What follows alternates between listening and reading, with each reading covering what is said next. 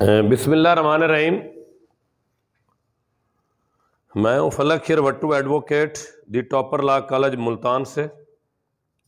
तमाम दोस्त जो फिज़िकली इस क्लास में मौजूद हैं और वो तमाम दोस्त जो the topper law college Facebook page से मुझे लाइव देख रहे हैं, सुन रहे हैं, तमाम को मेरा सलाम। आपको जैसे कि पता ही है कि हमने पार्ट 2 का पेपर 1 कॉन्स्टिट्यूशनल लॉ सेकंड वो हमने शुरू किया हुआ है और उसकी जो टॉपिक है the constitution of Islamic Republic of Pakistan 1973, ये इस पेपर का कोर्स है। और कॉन्स्टिट्यूशन जो है उसकी आर्टिकल पिछले लेक्चर में हम 61 तक डिस्कस कर चुके हैं। सॉरी, आज हमारी जो टॉपिक है वो आर्टिकल 62 और 63 है। कोशिश करेंगे और भी कुछ हो सका, जो ये बताती है कि जो पार्लियामेंट का जो मेंबर है, जो मजलिस शूरा का मेंबर है, उसकी क्वालिफिकेशन क्या होनी चाहिए और डिसक्वालिफिकेशन, उसकी अहलियत और नाअहलियत कैसे हो सकती है।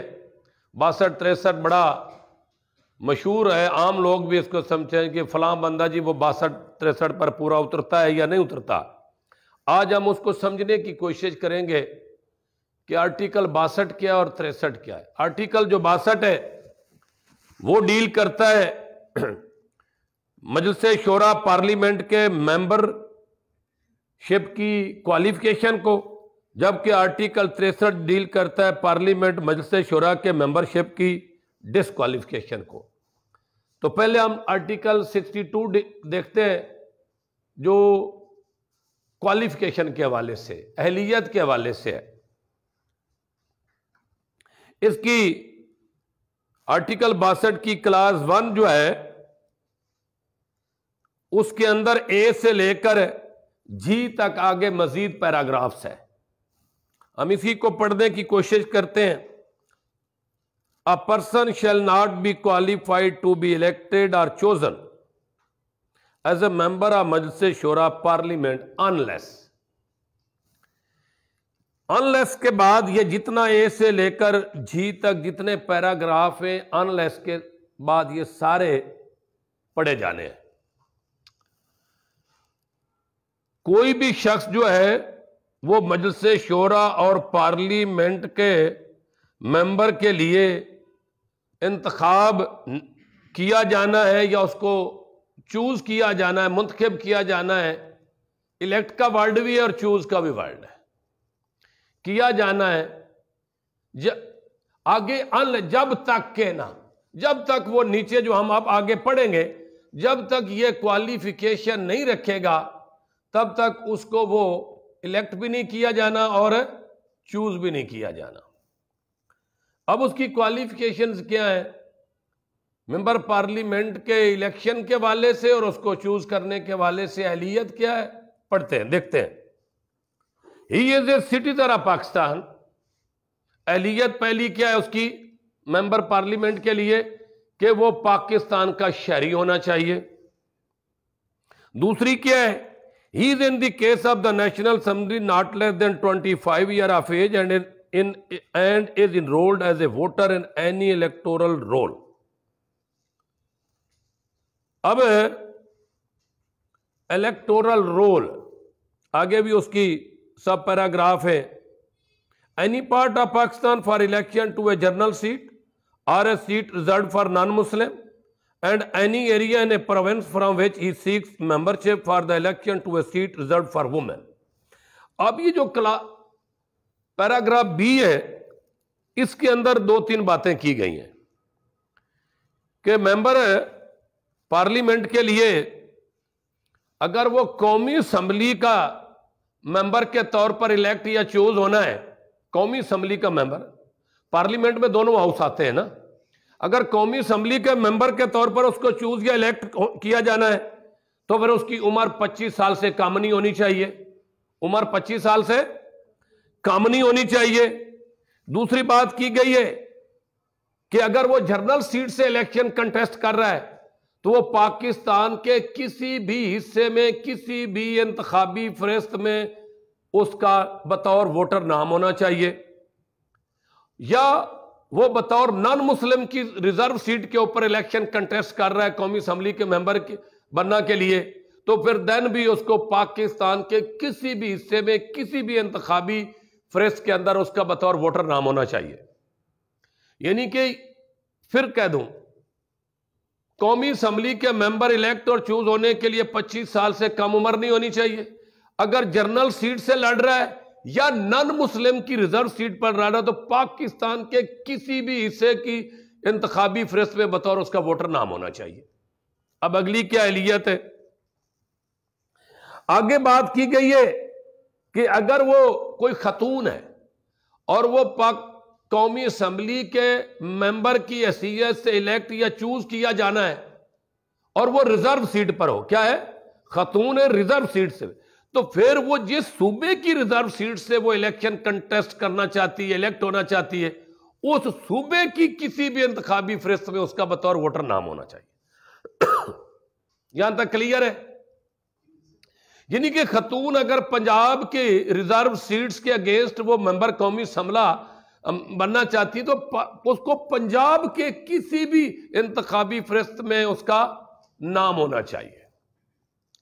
अब पैराग्राफ सी क्या कह रहा है, he is in the case of the senate not less than 30 year of age and is enrolled as a voter in any area in province or as the case may be the federal capital from where he seeks membership। अब ये class deal कर रही है senate के member के हवाले से। कहता है सेनेट के मेंबर के तौर पर इलेक्ट या चूज होना है तो उसकी उम्र 30 साल से कम नहीं होनी चाहिए। कौमी असम्बली के लिए 25 साल और सेनेट के लिए 30 साल। साथ ये भी कहा है, आपको पता है सेनेट की कंपोजिशन आप पीछे दोस्तों पढ़ चुके हैं आर्टिकल 59 में, उसमें कहा गया है कि हर सूबे की अंदर उसका सीट्स एलोकेटेड है। वो इसी पैराग्राफ में ये कहा जा रहा है कि अगर मेंबर सेनेट का बनना चाहता है तो उसके लिए अहलियत है कि 30 साल से उम्र कम हो। दूसरा, वो जिस सूबे की एलोकेशन के अगेंस्ट कंटेस्ट कर रहा है या इस्लामाबाद कैपिटल एरिया में कर रहा है तो फिर उस सूबे में उसका इंतखाबी फहरिस्त में उसका नाम होना चाहिए, या इस्लामाबाद से अगर वो इलेक्शन कंटेस्ट कर रहा है उस सीट्स के ऊपर तो फिर इस्लामाबाद की इंतखाबी फहरिस्त में बतौर वोटर उसका नाम होना चाहिए। आगे पैराग्राफ डी में क्या है, he is of good character and is not commonly known as one who violates Islamic injunctions. अच्छे किरदार का मालिक होना चाहिए और आम तौर पर इस्लामी अहकामात की खिलाफ वर्जी करने वालों के तौर पर वो मशहूर ना हो। इस्लामिक इंजंक्शन की खिलाफ वर्जी करने वालों के तौर पर वो मशहूर, यानी कि जैसे आम बंदा मशहूर हो जाता है ये तो इस्लाम के अहकामात की खिलाफ वर्जी करता, ऐसा मशहूर ना हो कि वो इस्लाम के अहकामात की खिलाफ वर्जी करने वालों के तौर पर मशहूर ना हो, और अच्छे किरदार का मालिक होना चाहिए। अगला है paragraph E, he has adequate knowledge of Islamic teachings and practices, obligatory duties prescribed by Islam as well as abstain from major sins. ये हैं बड़ी इंपॉर्टेंट कि वो इस्लाम की तालीमात का मुनासिब इल्म रखता हो। Adequate knowledge of Islam teaching, इस्लामी तालीमात का वो मुनासिब इल्म रखता होना उसके पास होना चाहिए। और क्या है, and practice obligatory duty prescribed by Islam, और इस्लाम की मुकर्ररा करदा जो ऑब्लिगेटरी ड्यूटीज है, जो फराइज हैं, जो वाजिब है, उन पर अमल करता हो और इसके साथ साथ वो गुनाह कबीरा से बचा हुआ हो। इसके अंदर 3 बातें की गई हैं। इस्लाम की तालीमात का मुनासिब इल्म हो, जो इस्लाम की ऑब्लिगेटरी ड्यूटीज हैं, जो फराइज हैं, जो वाजिब है, उनकी पर वो अमल करता हो, और इसके साथ साथ वो गुनाह कबीरा से बचा हुआ हो। ये शराइत भी उसकी मेंबरशिप की इलेक्ट और होने के लिए जरूरी है। आगे एक पैराग्राफ बड़ा अहम है, यही अक्सर नाअहलियत की तरफ ले जाता है। He is sagacious, righteous, non profligate, honest and अमीन। 5 अहलियत बताई गई इस पैराग्राफ में। There being no declaration to the contrary by a court of law. ये लेकिन साथ शर्त है कि ये जो 5 अहलियत की बातें इसके अंदर की गई हैं, वो किसी कोर्ट ऑफ लॉ के जरिए इनके हवाले से डिक्लेरेशन नहीं होनी चाहिए। यानी कि कोई आम आदमी इन 5 में से किसी को नहीं कह सकता कि ये आप में ये नहीं है लिहाजा आप अहल नहीं। इसके लिए किसी कोर्ट ऑफ लॉ का डिक्लेरेशन होना चाहिए। क्या है वो 5? बड़ी सगेशियस, तेज फहम हो, क्विकली वाइज हो, तेज फहम, अंडरस्टैंडिंग की उसकी स्किल अच्छी हो, राइटियस, मुत्की परहेजगार हो, नॉन प्रोफिलिगेट। अब उर्दू का एक वर्ड है शोधा ना हो, प्रोफिलिगेट शोधा ना हो, यानी कि वो नॉन करप्ट हो। मीनिंग चलो आसान कर लेते हैं। ईमानदार हो, यहां तक नहीं रुका, अमीन का वर्ड भी डाला। इंग्लिश का वर्ड शायद अमीन के मुतबादिल नहीं मिला लेजिस्लेचर को। मैं ये समझता हूं इसलिए उन्हें समझाए कि पूरी इंग्लिश के अंदर शायद अमीन के जो मीनिंग इस्लाम समझता है शायद उसके इक्वल कोई वर्ड है ही नहीं उसके अंदर इंग्लिश का, इसलिए उसने वर्ड अमीन ही रख दिया है। ऑनेस्ट अपनी जगह। यानी कि अगर कोई सेनेट का मेंबर या कौमी असम्बली का मेंबर इलेक्ट या चूज होना है तो उसकी अहलियत में यह है कि किसी कोर्ट ऑफ लॉ ने उसकी ये डिक्लेरेशन ना दी हो कि ये अमीन नहीं है, ये ऑनेस्ट नहीं है, ये नॉन प्रोफिलिगेट नहीं है और ये राइटियस नहीं है, ये सगेशियस नहीं है। इन क्वालिफिकेशन के हवाले से अगर कोर्ट की कोई डिक्लेरेशन है तो फिर भी वो नाअहल है। अक्सर आपने देखा होगा पाकिस्तान के अंदर जितनी हमारे मेंबर्स या एमपीएस नाअहल हुए हैं ज्यादातर इसमें भी हुए हैं। जैसे कि मशहूर मरूफ एक केस है पाकिस्तान के अंदर ex prime minister Nawaz Sharif का, वो इसी में आया है कि वो ऑनेस्ट नहीं है। ऑनेस्ट में नहीं आया कि क्यों?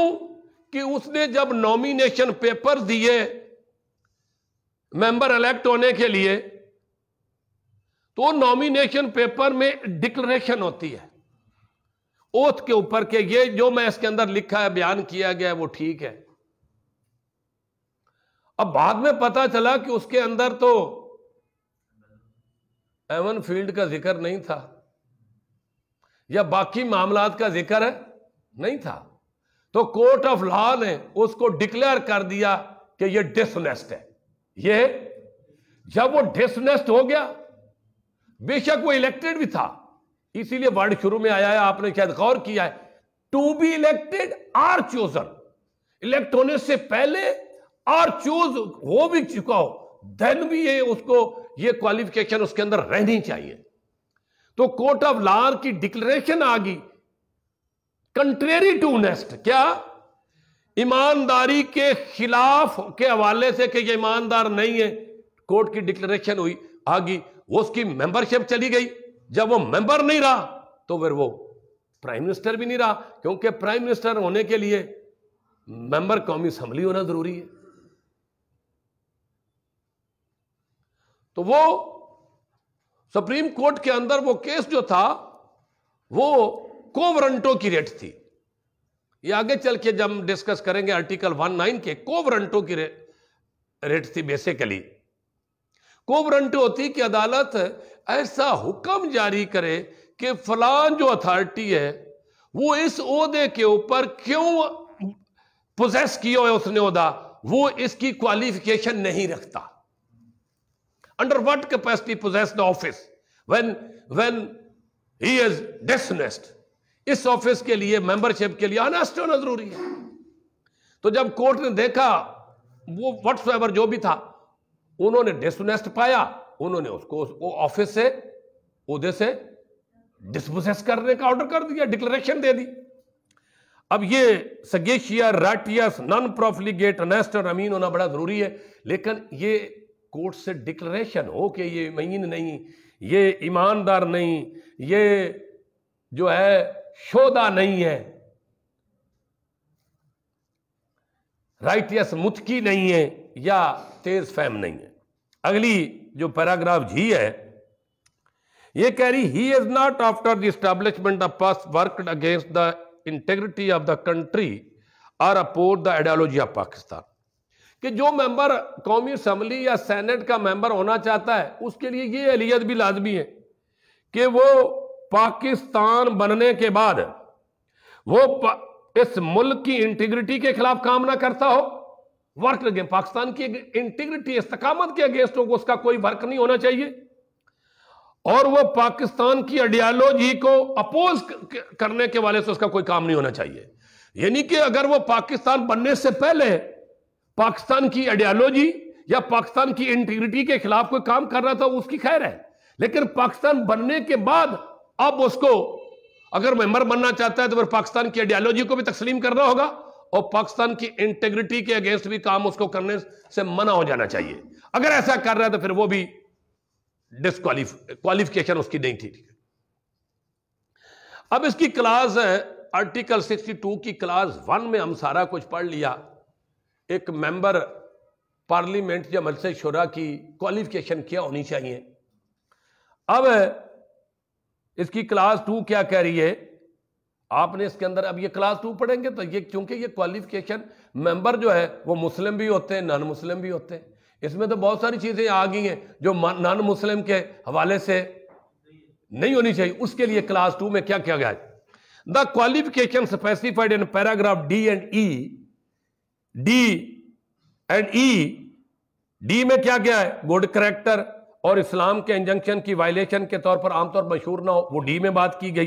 एंड ई में क्या गया है, इस्लामी टीचिंग का मुनासिब इल्म हो, इस्लाम की जो ऑब्लिगेटरी ड्यूटीज पर प्रैक्टिस करता हो और मेजर गुनाह से बचा हुआ। ये डी और ई है, सॉरी डी और ई है।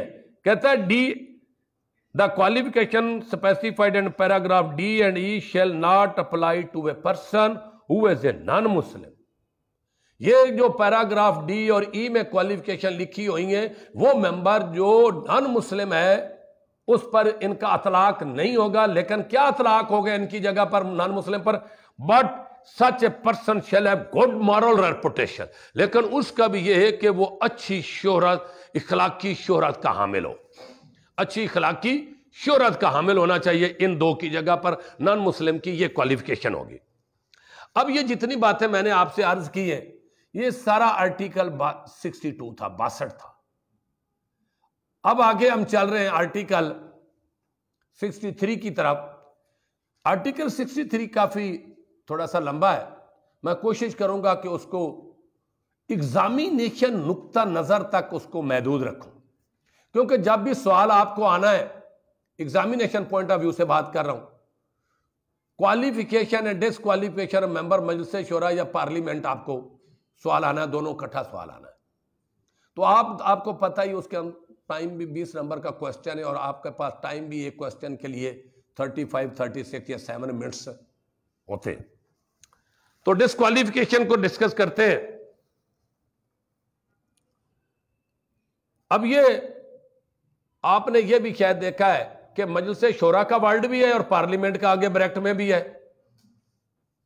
ज्यादा दौर से पहले कॉन्स्टिट्यूशन में लफ्ज सिर्फ पार्लियामेंट था, तो फिर पार्लियामेंट के लफ्ज की जगह पर यह सारी फ्रेज आ गई मजलिस शोरा ब्रैकेट में पार्लियामेंट। तो आज तक फिर मजलिस शोरा के वर्ड को किसी ने हटाया नहीं। 62, 63 में ये जितनी चीजें आई हैं सारी ज्यादा दौर में आई हैं, जितनी ये सगेशियस, राइटियस वाली, ये अनेस्ट अमीन वाली, लेकिन इनको उसके बाद आज तक किसी ने छेड़ा नहीं है। ये 8वीं तरमीम में जब आई थी उसके बाद इनको किसी ने छेड़ा नहीं है। क्यों नहीं छेड़ा? सारी जितनी इनका तल्लक किस से है? इस्लामाइजेशन से।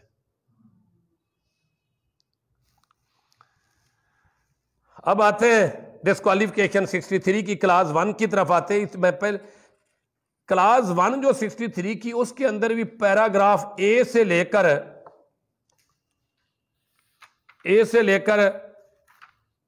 पी तक है। ए से लेकर पी तक पैराग्राफ है, लेकिन इसमें चीदा मोटे मोटे हम जरा आपसे डिस्कस करेंगे। क्लास 1 के person shall be disqualified from being elected or chosen, इसमें भी दोनों वर्ड्स हैं, वो इलेक्ट किया जाना हो या चोज हो चुका हो, and from being a member of Majlis Shoora parliament if, उसमें था अनलेस, इसमें है इफ। अगर ये हम जो डिस्कस करेंगे ए से लेकर पी तक, इनमें से कोई चीज भी पाई गई, चाहे वो इलेक्ट होने से पहले नॉमिनेशन की स्टेज पर या इलेक्ट होने के बाद, 62 का भी यही इंपैक्ट है कि at the time of nomination या वो इलेक्ट हो गया, चूज हो गया, उसके बाद भी अगर कोई उसमें वो क्वालिफिकेशन कोई मिसिंग हो गई तो वो डिस्क्वालीफाई होगा, या डिस्क्वालिफिकेशन वाला कोई चीज आ गई उसके में, देन भी वो डिस्क्वालीफाई हो गया। अब इसमें क्या है? He is of unsound mind and has been so declared by a competent court, कि अगर वो फातिरुल अकल है और उसको ये फातिरुल अकल करार किसी मजाज कोर्ट ने करार दिया हो, ऐसे नहीं, यानी अगर मजाज कोर्ट ने मेंबर पार्लियामेंट को अनसाउंड माइंड डिक्लेयर कर दिया है, नॉमिनेशन से पहले या चोज होने के बाद भी, मुंतखब होने के बाद भी, वो डिस्क्वालीफाई है। उसका साउंड माइंड होना जरूरी है। तो अनसाउंड माइंड के लिए डिक्लेरेशन कोर्ट से आती है, नॉट डॉक्टर।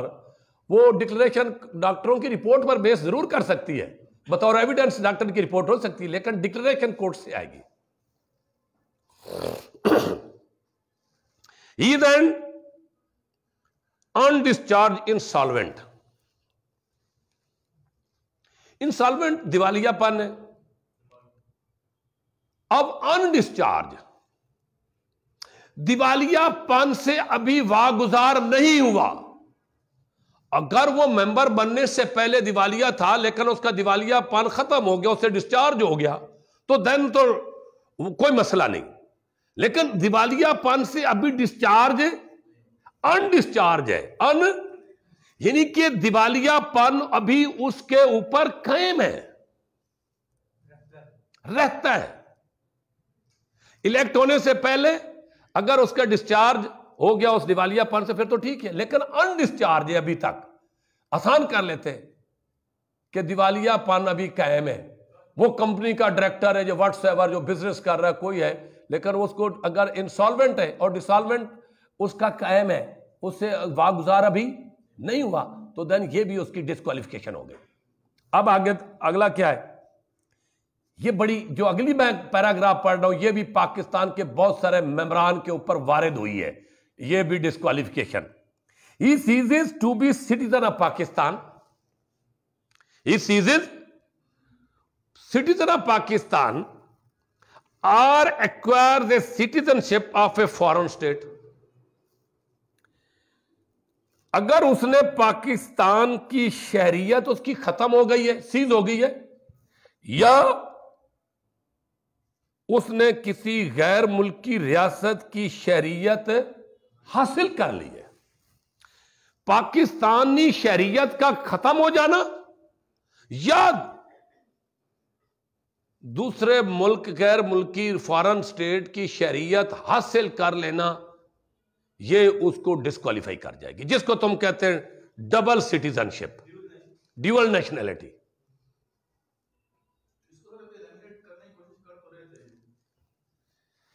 इसको करने की कोशिश कर रहे हैं, लेकिन कॉन्स्टिट्यूशन के अंदर आपका क्वेश्चन बड़ा ठीक है कि उन ये कोशिश कर रहे थे, प्रपोजल थी कि इलेक्शन लड़ने के लिए तक की हद तक ये नहीं होनी चाहिए। अगर वो कोई उसके पास डबल ड्यूल नेशनैलिटी है, एक शख्स उसके पाकिस्तान की भी है, समझो चलो ज्यादा यूके की होती है, अब वो यहां पाकिस्तान में इलेक्शन लड़े, अगर कामयाब हो तो फिर वो ओथ तब लेगा जब वो यूके की छोड़ेगा। ये प्रपोजल चल रही है और ये जो अभी कायम है इस वक्त डिस्क्वालिफाई, ये उसको इलेक्शन लड़ने से भी रोकती है। ये इसके अंदर लेकिन आपको पता भी है कॉन्स्टिट्यूशन के अंदर कोई कौमा भी हटाना हो, कोई फुल स्टॉप भी हटाना हो या लगाना हो, कौमी असम्बली में 2/3 मेजॉरिटी चाहिए उसके हक में और सेनेट में 2/3 मेजॉरिटी चाहिए। और मौजूदा गवर्नमेंट तो मुश्किल से आम किस्म की जो लेजिस्लेशन होती है कॉन्स्टिट्यूशन जो सिंपल मेजॉरिटी से होती है, उसमें भी अभी रिसेंटली क्या हो रहा है नैब के कवानीन में, वो तो मतलब सर्वाइवल करना मुश्किल है। उनके जो अलाइज है वही उनके साथ आजकल तो यही इशू चल रहा है ना, इसलिए अलाइज भी सपोर्ट नहीं करते ना।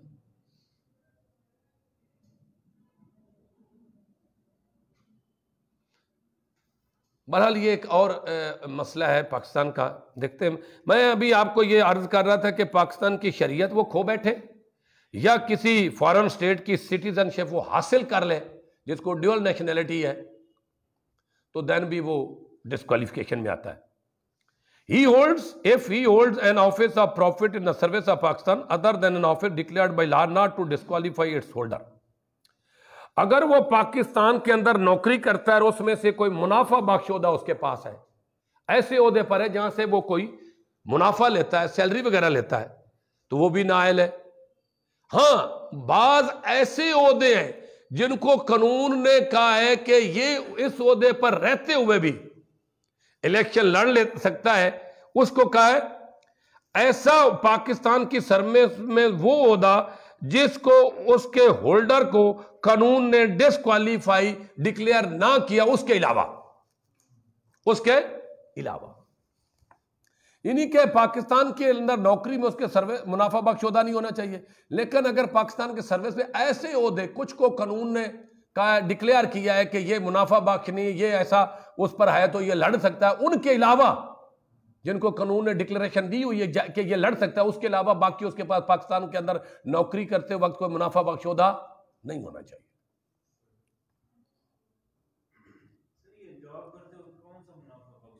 ये बाज का तो ऐसे होता है ना कि किसी गवर्नमेंट की कोई कंपनी वगैरह है या प्राइवेट, उसके अंदर वो कोई डायरेक्टर है, तनख्वाह नहीं लेता, सिर्फ कंसल्टेंट है, मशावरत देता है, वो ऐसी कुछ चीज़ें ना ने डिक्लेयर की, चैरिटी इंस्टीट्यूट है, उसमें वो सिर्फ जस्ट कंसल्टेंट है या सिर्फ उनका डोनर टाइप है,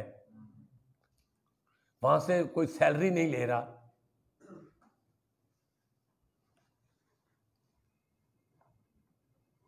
इसके ऊपर ही तो थोड़ा सा है वो, इसकी अगर रूह को देखा जाए तो इसके ऊपर ही कन्फ्लिक्ट ऑफ इंटरेस्ट की जो बात करते हैं ना, वो कहीं इसी में से बरामद होती है। ये जो बात की गई है यहीं से इनको ड्राइव होती है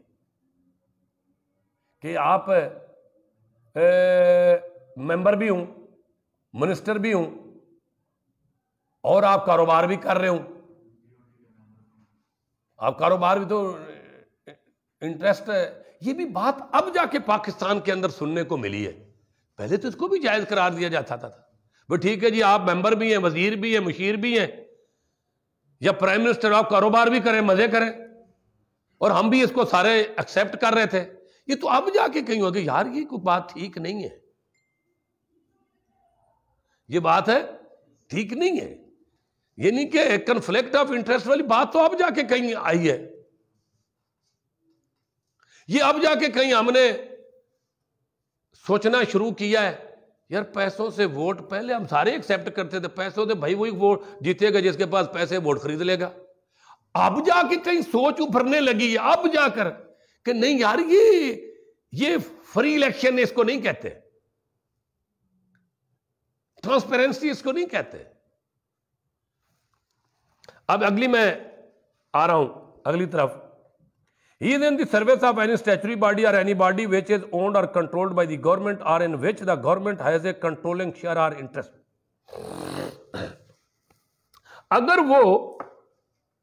अगर वो एक कानूनी इदारे में नौकरी करता है, स्टैट्यूटरी बॉडी, मैं थोड़ा सा इसकी वजाहत कर दूं, यहां बॉडी से मैंने इदारे का वर्ड बोल दिया है।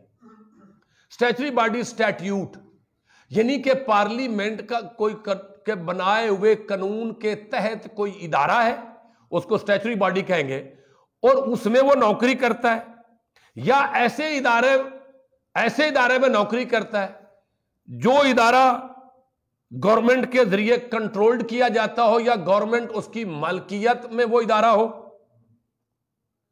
या गवर्नमेंट का उसके अंदर, उस इदारे के अंदर या बॉडी के अंदर कोई शेयर हो या इंटरेस्ट हो, या तो प्योरली वो गवर्नमेंट का बॉडी हो, स्टैट्यूटरी बॉडी हो, या वो गवर्नमेंट की मलकियत में वो स्टैट्यूटरी बॉडी हो, या गवर्नमेंट के कंट्रोल में वो स्टैट्यूटरी बॉडी हो, या गवर्नमेंट का उसके अंदर कोई शेयर या इंटरेस्ट हो और उसमें वो सर्विस करता हो, तो वो भी डिस्क्वालीफाई है मेंबर पार्लियामेंट और के लिए। अब आगे जो बात है, अगली बात की गई है कि वो being a citizen of Pakistan by virtue of section 14B of the Pakistan citizenship act 1951 he is for the time being disqualified under any line of force in Azad Jammu and Kashmir from being elected as a member of Legislative Assembly of Azad Jammu and Kashmir। Simple इसकी बात है कि वो आज़ाद Jammu and Kashmir की कानून साज assembly का member elect हो गया, तो फिर यहां वो मेंबर है बनने के लिए डिस्क्वालीफाई होगा। अब एक और बात की गई है, ये काफी बड़ी पैराग्राफ है, मैं इसको पढ़ता हूं, फिर इसका हम क्रस समझने की कोशिश करते हैं। If he has been convicted by a court of competent jurisdiction for propagating any opinion or acting in any manner prejudicial to the ideology of Pakistan or the sovereignty, integrity or security of Pakistan or the integrity or the independence of the judiciary of the Pakistan, or which defames or brings into ridicule the judiciary or the armed forces of Pakistan unless a period of 5 years has elapsed since his released।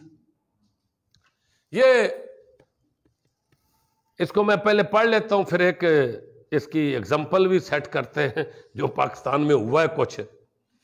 तो कहता है कि अदालत ने, मजाज अदालत ने, किसी मजाज अदालत ने सजा दे दी हो, सजा दे दी हो, जुर्म क्या हो, आगे जुर्म की बात है, किस जुर्म पर सजा दी हो कि वो पाकिस्तान की आइडियोलॉजी की मुखालफत करने के वाले से राय रखता और उस राय की प्रोपोगेशन करता हो, prejudicial to the ideology of Pakistan, या पाकिस्तान की आइडियोलॉजी की मुखालफत में किसी तरीके से कोई एक्ट करता हो, कोई काम करता हो, पाकिस्तान की आइडियोलॉजी की से मुखालफत में कोई काम करता हो, जो राय रखता हो, उस राय की को प्रोपोगेट करता हो, यह जुर्म है। और यह जुर्म साबित होने पर उसको सजा होगी हो कॉम्पिटेंट कोर्ट से। और क्या क्या जुर्म है, आगे बात करते हैं। आर द सॉवरेनिटी, इंटीग्रिटी और सिक्योरिटी ऑफ पाकिस्तान, या पाकिस्तान की सॉवरेनिटी या पाकिस्तान की इंटीग्रिटी या सिक्योरिटी के हवाले से वो अपनी राय रखता हो इसकी मुखालफत में और उस राय की प्रोपोगेशन करता हो, या किसी तरीके से वो पाकिस्तान की इंटीग्रिटी, सिक्योरिटी और सॉवरेनिटी के खिलाफ कोई काम करता हो। ये मैंने चार बातें कर रहा हूं। आइडियोलॉजी ऑफ पाकिस्तान, पाकिस्तान की सिक्योरिटी 2, पाकिस्तान की इंटीग्रिटी 3 और सॉवरेनिटी। इन चारों पाकिस्तान के हवाले से, ये जो चार में बातें की, ये पाकिस्तान के साथ इनका ताल्लुक है, security, integrity, sovereignty and ideology. इसके हवाले से वो राय रखता हो और इसके मुखालफत में राय रखता हो और उसकी प्रोपोगेशन करता हो, या इसकी मुखालफत में वो कोई काम करता हो और उसमें कोर्ट ने सजा दे चुकी हो। आगे यहां तक, आगे और भी कुछ है। आगे है or which defames or bring into ridicule the judiciary or the armed forces of Pakistan, या पाकिस्तान की अदलिया या पाकिस्तान की मुसल्लह अफवाज की तौहीन करता हो, या उनकी तौहीन ब्रिंग इनटू रेडी, या उनको तौहीन अमेज करता हो। चलो आसान कर, रेडिक्यूल और डिफेम ऑलमोस्ट सेम ही है। मुसल्लह अफवाज और पाकिस्तान की अदलिया की तौहीन करता हो, और इस पाकिस्तान की अदलिया की तौहीन में और आर्म फोर्सेस की तौहीन, डेफिमेशन में, रेडिक्यूल में उसको सजा होगी चुकी हो। अब ये तो सारे उसने कहा है कि कंप्यूटर सजा दी हो, किन किन जराइम में सजा हो गई है, तो फिर अनलेस से period of 5 year as life sentence release, और वो सजा भुगतने के बाद, सजा पूरी करने के बाद, सजा से जब रिलीज हो जाए तो रिलीज होने के बाद 5 साल तक वो डिस्क्वालीफाई है as a member parliament, like Yousuf Raza Gilani. अब कोर्ट ने उसको कहती है, मैं उसी क्वेश्चन की तरफ आ रहा हूं, यहां भी आ रहा हूं, कोर्ट उसको कहती है कि हमने आपको ऑर्डर किया, हुक्म दिया है कि आप वो सदर पाकिस्तान जो जरदारी साहब है उनके खिलाफ लेटर बारले मुल्क लिखे, वहां केस खुलता है, वो नहीं लिखते तो डिफेम होगी, रेडिक्यूल होगा, डेफामेशन होगी। कोर्ट उसको बुलाती है, कोर्ट हेयरिंग करती है, साबित हो जाता है केस के कंटेम्प्ट की है, तो कोर्ट उसको कंटेम्प्ट, कोर्ट की जुडिशरी की कंटेम्प्ट में उसको सजा देती है कि आप कन्विक्टेड हैं जब तक कोर्ट उठ ना जाए, जब तक उसने कोर्ट ने हुक्म सुनाया आप कन्विक्ट हो गए तौहीन अदालत में, और ऑर्डर क्या है कन्विक्शन का, जब तक कोर्ट राइज ना कर जाए। अब वो जितने भी कोर्ट बेंच के मेंबर थे वो ऑर्डर करते और राइज कर जाते हैं, और राइज दिन उठ जाते हैं, उठने में उनको 10 सेकेंड लगते हैं, 16 सेकेंड लगते हैं, वो 16 या 10 या 15 सेकेंड तक वो कन्विक्शन होगी उसकी। अब वो 15 या 16 मिनट गुजरने के बाद वो 5 साल तक डिस्क्वालीफाई है। ये इंपैक्ट था असल में। लोग इसको आम आदमी समझता था 16 सेकेंड की कोई सजा है, भाई 16 सेकेंड की सजा तो वही खत्म होगी, उससे वो रिलीज हो गया। रिलीज होने के बाद 5 साल तक इस टर्म के, इस पैराग्राफ के तहत 5 साल तक वो डिस्क्वालीफाई था। इसीलिए वो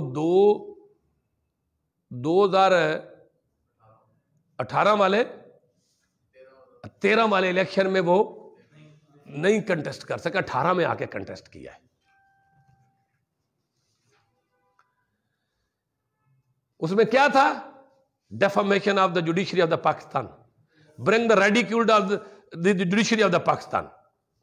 अब मैं अगली एक क्लास पर आ रहा हूं, डिस्क्वालिफिकेशन है। He has been on conviction for any offense involving moral turpitude, sentenced to imprisonment for a term of not less than 2 years unless a period of 5 years has been elapsed since his release। एक और चीज है कि अगर किसी शख्स को competent court ने सजा दे दी है, लेकिन वो सजा 2 साल से कम ना हो, 2 साल या 2 साल से जायद हो, और जब तक वो उसकी सजा पूरी हो जाए, और पूरी होने के बाद वो 5 साल तक भी डिस्क्वालीफाई, जुर्म की है, जुर्म क्या हो जिसमें वो सजा हो 2 साल तक? मॉरल टर्पिट्यूड,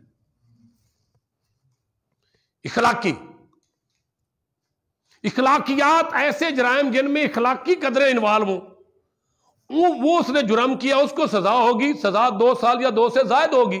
वो जब सजा से वो रिलीज हो गया, पूरी कर गया, फिर रिलीज होने के बाद भी 5 साल तक वो इलेक्शन नहीं लड़ सकता, वो इलेक्ट नहीं किया जा सकता, चूज नहीं किया जा सकता। मॉरल टर्पिट्यूड, मोरालिटी के वाले से। आगे एक और बात है, he has been dismissed from the service of Pakistan or service of the or a corporation or office set up or controlled by federal government, provincial government or local government on the grounds of misconduct, unless a period of 5 years has elapsed since his dismissal। एक शख्स से वो वफाकी, सूबाई या local government के किसी इदारे के अंदर, सरकारी या नीम सरकारी या इनकी किसी कारपोरेशन में मुलाजमत करता था, और मुलाजमत के दौरान उसके खिलाफ इल्जाम था मिसकंडक्ट का, और मिसकंडक्ट की बुनियाद पर साबित होने पर उसको नौकरी से डिसमिस कर दिया गया। वो कहता है वो डिसमिस होने के बाद 5 साल तक वो मेंबर पार्लियामेंट इलेक्ट नहीं किया जा सकता। ये डिस्क्वालिफिकेशन है मिसकंडक्ट की बुनियाद पर। आसान कर लेता हूं, सरकारी या नीम सरकारी इदारे का मुलाजिम अगर मिसकंडक्ट की बुनियाद पर निकाला गया नौकरी से तो वो 5 साल तक नौकरी निकल जाने के बाद इलेक्शन मेंबर पार्लियामेंट कंटेस्ट नहीं कर सकता।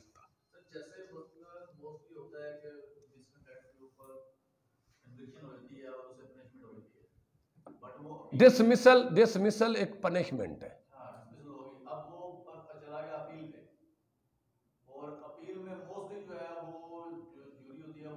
ये डिसमिसल से मुराद ये है कि जब वो उसको ये सजा पेनल्टी ना अटेन कर जाए, क्या कर जाए, अब उसको इदारे ने डिसमिस किया, वो सर्विस ट्रिब्यूनल में चला गया, वहां भी उसकी डिसमिसल कायम रही, वो सुप्रीम कोर्ट में गया, वहां से डिसमिसल खत्म हो गई, डिसमिसल है, सजा खत्म, सेटिस्फाइड होगी, तो फिर वो डिसमिस तो नहीं रहा ना। या तो सुप्रीम कोर्ट तक वो गया और सुप्रीम कोर्ट तक उसकी डिसमिसल कायम रही, तो डिसमिसल की सजा पेनल्टी अटेन कर गई। या उसने इदारे ने उसको डिसमिस किया और उसने विद इन पीरियड उसके खिलाफ कोई अपील नहीं की, उसको असेल नहीं किया उस सजा को, वो भी पेनल्टी अटेन कर गई सजा।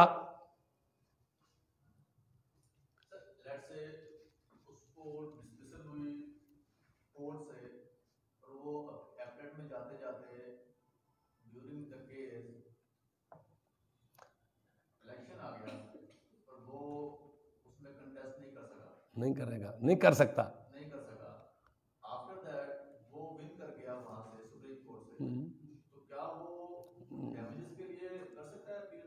मुझे ये राइट तो था मेरा, डैमेजेस के लिए तो नहीं कर सकता। नॉर्मल ऐसी कोई प्रैक्टिस में डैमेजेस के लिए वो नॉर्मल आपको पता ही है कि डैमेजेस आप क्लेम कर सकते हैं मैलिशियस प्रोसिक्यूशन के ऊपर। आपने टॉट पढ़ा होगा, मैलिशियस प्रोसिक्यूशन का एक अपना स्कोप है, उसमें ये नहीं आता।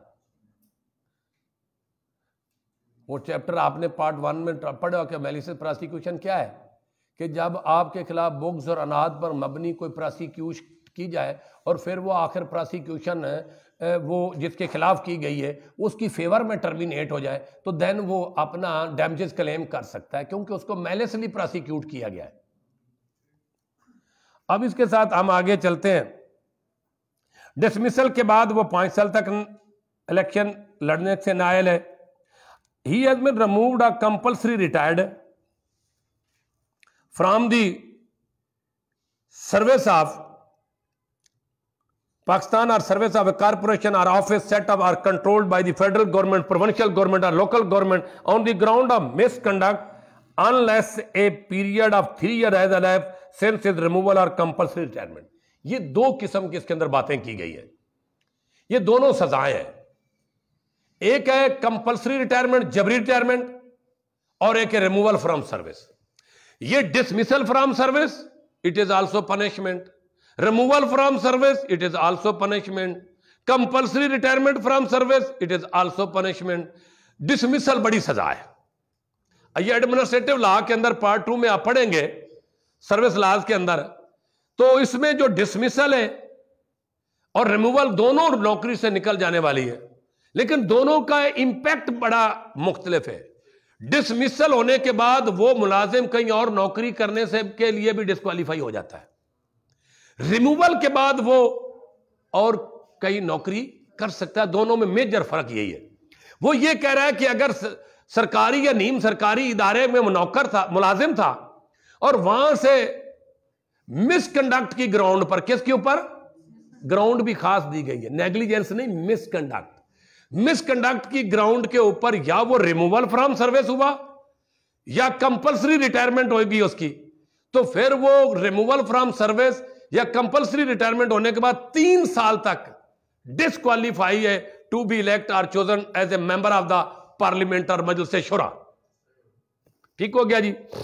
आगे एक और बात आ रही सरकारी मुलाजिम के हवाले से If he has been in service of Pakistan or any statutory body or any body which is owned or controlled by the government or in which the government has a controlling share or interest, unless a period of 2 years has elapsed since he ceased to be in such service. Ceased to be in such service. वो सरकारी नीम सरकारी इदारे के अंदर मुलाजिम था और वहां से उसकी मुलाजमत तो सीज होगी, 60 साल की उम्र में रिटायर हो गया या वॉलंटरली रिटायरमेंट ले ली, सजा के तौर पर नहीं। वैसे उसको 60 साल की उम्र में रिटायर होने को कहते हैं कि जब उम्र वो सुपरनुएशन एज को पहुंच जाए, उसके लिए वर्ड सुपरनुएशन एज पर पहुंच पर रिटायर हुआ, यानी कि 60 साल की सुपरनुएशन एज पर पहुंच के रिटायर हो जाए या वॉलंटरली रिटायर हो जाएगा पहले, तो वो कहला फिर भी 2 साल तक वो इलेक्शन नहीं लड़ेगा, ये डिस्क्वालिफिकेशन है उसकी, 2 साल तक वो डिस्क्वालीफाइड है। 2 साल अलाइप्स होने के बाद वो क्वालिफिकेशन में आ जाएगा। अब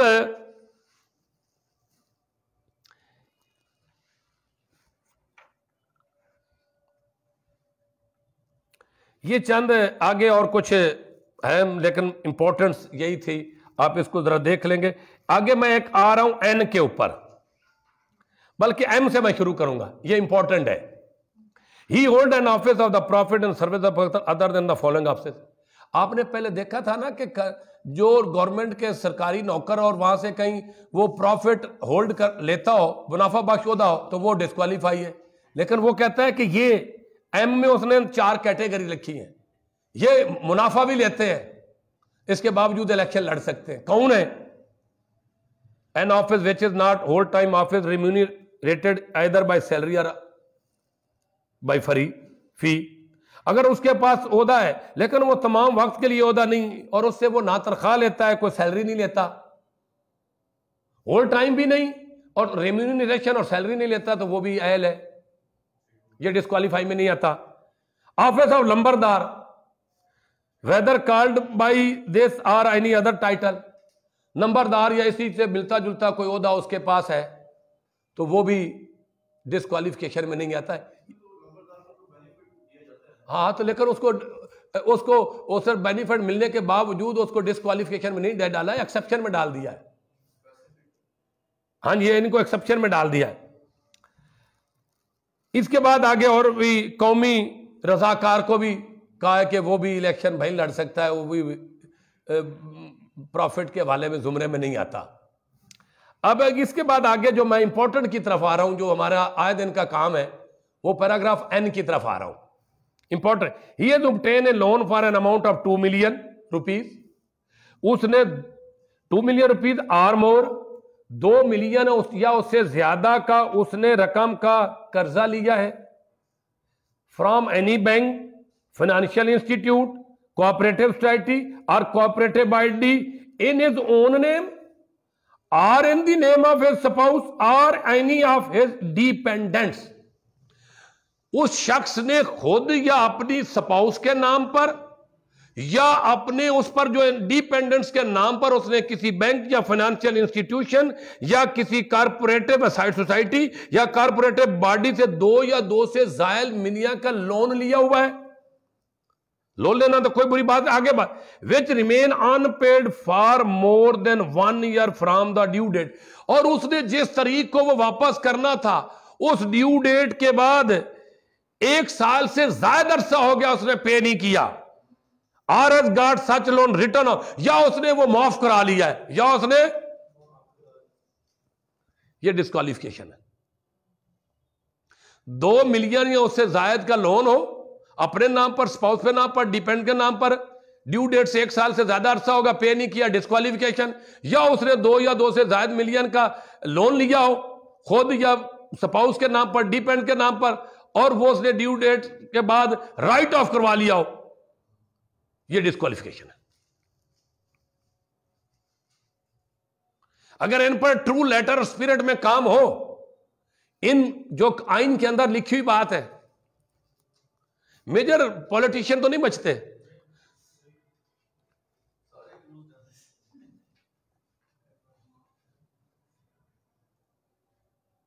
तो ये मुझे और आपको तकलीफ होती कि यार ये आइन की खिलाफ वर्जी भी करते हैं, फिर भी मेरा सॉवरन भी है मेरे मुल्क का।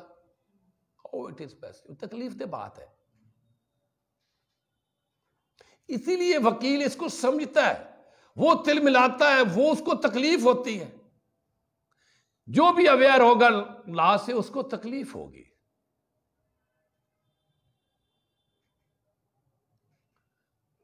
तो अगली क्या बात है, आगे क्या है, आगे यूटिलिटी बिलों के हवाले से। If he or a spouse or any of his dependent has defaulted in payment of government dues and utility expenses including telephone, electricity, gas and water charges in excess of 10,000 rupees for over 6 months at the time of filing his nomination papers.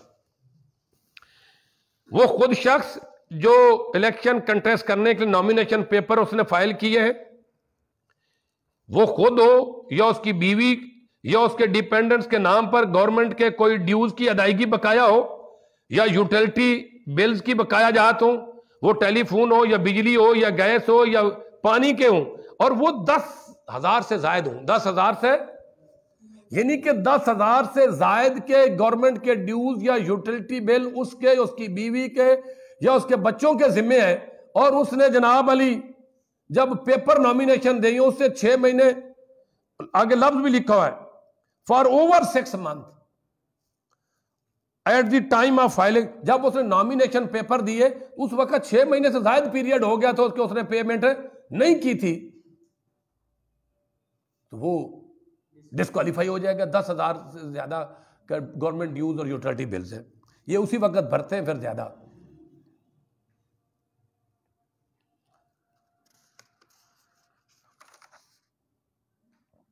तो ये फिर he is for the time being disqualified for the being elected or chosen as a member of Municipal Parliament or of Provincial Assembly under any law for the time being in force. इसमें इस कौमी assembly की भी उसने सूबाई अपना उसकी सूबाई असम्बली, अब ये जितनी डिस्क्वालिफिकेशन है सूबाई असम्बली के मेंबरों के लिए भी है, मेंबर पार्लियामेंट के लिए भी, सारी बात इसके अंदर कर दी। तो आज का हमारा जो बातचीत चल रही है ये क्वालिफिकेशन और डिस्क्वालिफिकेशन के हवाले से बात चल रही है। आगे 2 क्लासें मैं पढ़ने जा रहा हूं, और मैं if any question arises whether a member of Majlis Shura has become disqualified from being a member, अगर कोई सवाल ये उठता है कि मजलिस शुरा का कोई मेंबर आया वो बाहैसियत मेंबर डिस्क्वालीफाई हो गया है, the speaker or the case में बी चेयरमैन, या वो स्पीकर हो या चेयरमैन हो, मजलिस शुरा का मेंबर है या कोई स्पीकर है या चेयरमैन है, और उसकी डिस्क्वालिफिकेशन का सवाल है अराइज हो गया है, तो फिर shall unless the decide that no such question has arisen refer the question to the election commission within 30 days।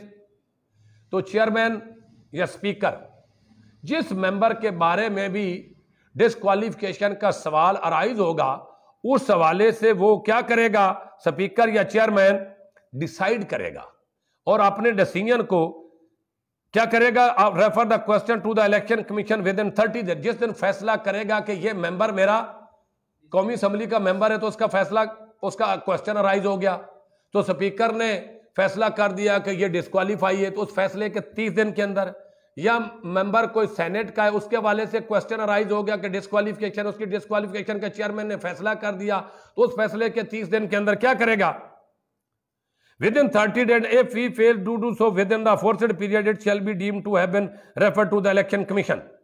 तो फिर वो उसको within 30 days refer the election commission को 30 दिन के अंदर अंदर रेफर कर देगा, और अगर को वो ऐसा करने में इतने पीरियड में नाकाम हो जाएगा तो ये समझा जाएगा कि इलेक्शन कमीशन को वो मामला रेफर हो चुका है।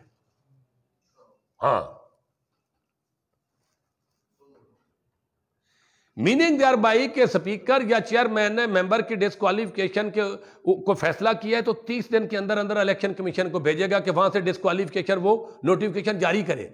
अगर 30 दिन के अंदर वो वहां इलेक्शन कमीशन को भेजने में नाकाम हो जाएगा तो ये समझा जाएगा कि उनके पास चला गया है।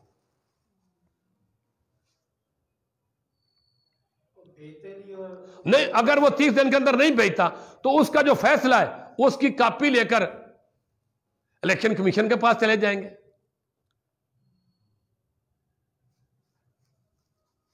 तो समझा जाएगा कि वो रेफर हो गया विद इन 30 डेज।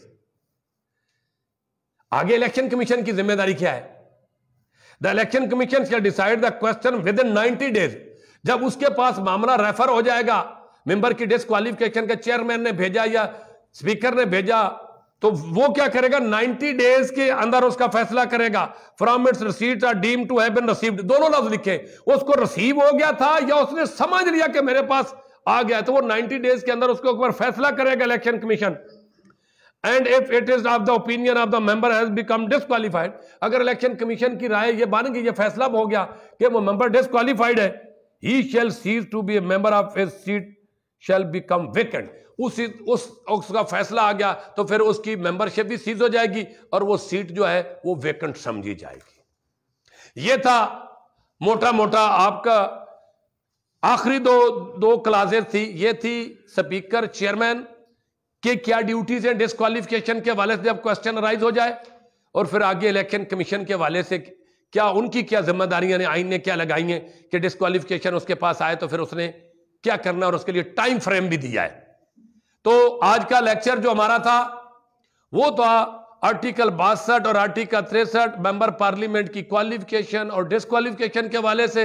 वो तमाम दोस्त जो यहाँ फिजिकली क्लास में मौजूद है और जो मुझे दी टॉपर लॉ कॉलेज के फेसबुक पेज से मुझे सुन रहे हो, देख रहे, मैं उनका बहुत मशकूर हूँ, और उनकी हमेशा सजेशंस और उनकी रिकमेंडेशंस और उनकी राय का हम हमेशा एहतराम करते और एहतराम करते रहेंगे, क्योंकि हस्बे मामूल मैं फिर यही कहूँगा कि टीचर के लिए बेहतरीन जज उसका जो स्टूडेंट होता है वो जज होता है, और उसी ने फैसला करना होता है कि टीचर के अंदर कहाँ पर कमजोरियां हैं और कहाँ परफॉर्मेंस में कमी है या कौन से एरिया में बेहतरी की जरूरत है। तो इन सारी आपकी सजेशन की मैं आपसे हमेशा रिक्वेस्ट करता रहता हूँ। इंशाल्लाह आपके साथ इसी तरह अल्लाह तबारक तआला सेहत व तंदुरुस्ती रखेगा तो ये सिलसिला चलता रहेगा। The topper law college Facebook page से जो लाइव देख रहे हैं उनको खुदा हाफिज, जो क्लास में फिजिकली है उनको खुदा हाफिज। बहुत शुक्रिया, बहुत मेहरबानी।